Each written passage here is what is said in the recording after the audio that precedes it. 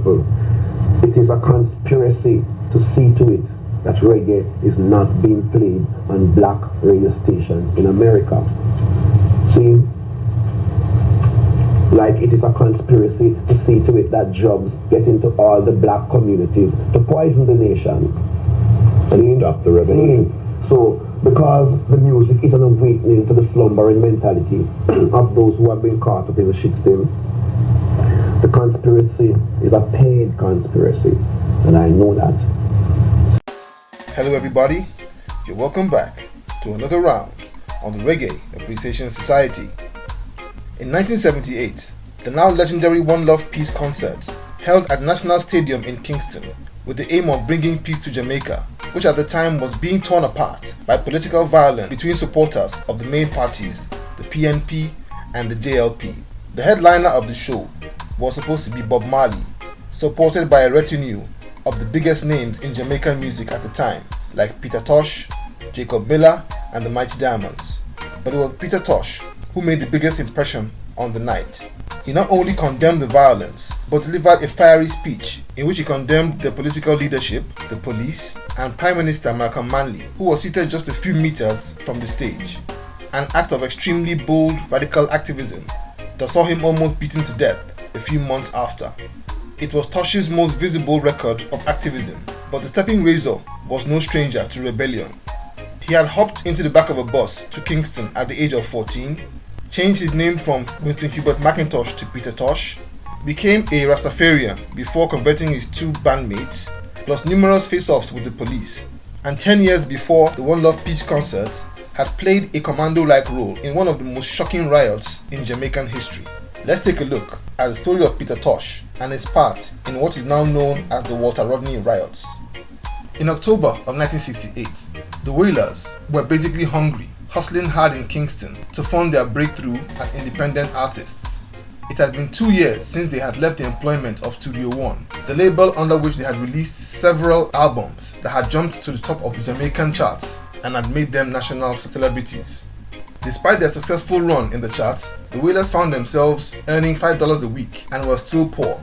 So in January of 1966, the band broke away from Studio One with dreams to make it on their own. Desperate to raise money for the mission, Bob Marley left Jamaica for the US to work and raise money to start a record label. Bob got deported and returned 8 months later with a little money and an electric guitar. The band struggled to make headway in the murky music business and got frustrated at every turn. Peter's resentment of the establishment, from the media to the politicians to the schools and church, all of which he had eloquently referred to as the shitstem, boiled over and would soon find an outlet to express itself. Almost exactly 2 years after the return of Bob from the US, the Jamaican government banned Dr. Walter Rodney, a Guyanese scholar and lecturer at the University of West Indies in Kingston, from returning to his job after a trip overseas. Dr. Rodney, who was an active member of the Black Power movement, had traveled to Canada to attend a Black Writers' Congress, and on October the 15th, the government of Jamaica refused to allow him to leave the plane that had brought him back to the country. This led to protests by students of the University of the West Indies, and eventually spread into Kingston and large sections of the working class communities.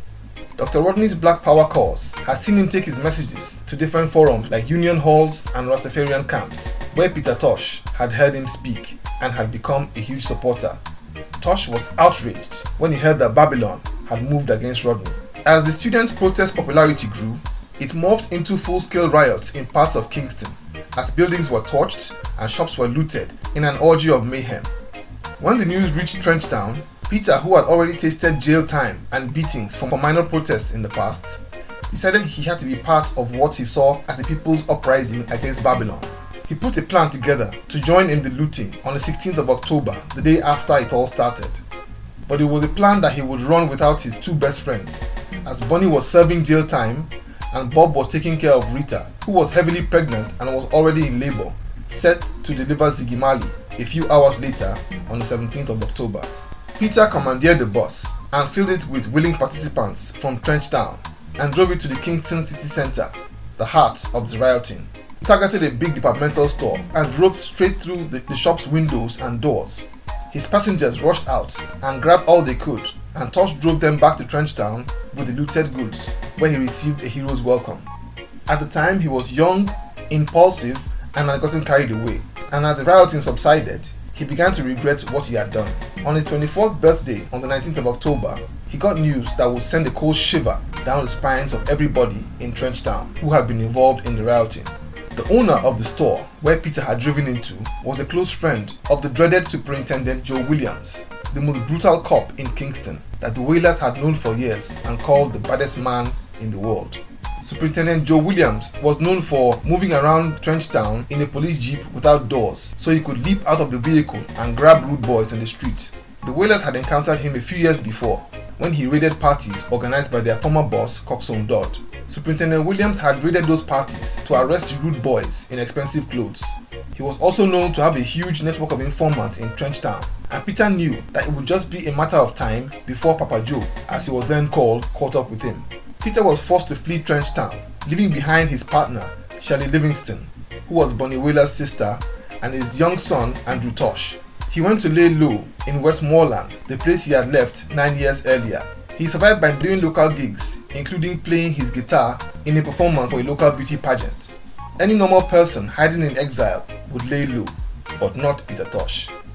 He began to get bored and barely managed to stay away from Kingston, but he returned in January 1969. He rejoined his comrades Bob and Rita, glad to be back in Kingston and ready to hit the studios and go back to what he loved doing best. All the madness had boiled over and Kingston was calm.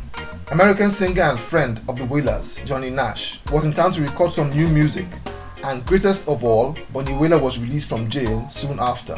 So Peter escaped judgment for his role in the Walter Rodney riots, but he was badly shaken up. At just 24, his life was almost over before it had even gone anywhere. He made a vow to avoid physical aspects of revolution, and instead opted to use his music as a weapon instead of violence. He would pay heavily for his militant approach, but his fearlessness scared the hell out of the establishment. He was a larger-than-life Robin Hood type who never backed down from challenges to his or the rights of others. So there you have it. Thank you for watching the video today. Please leave a like, subscribe, and until next time, God bless.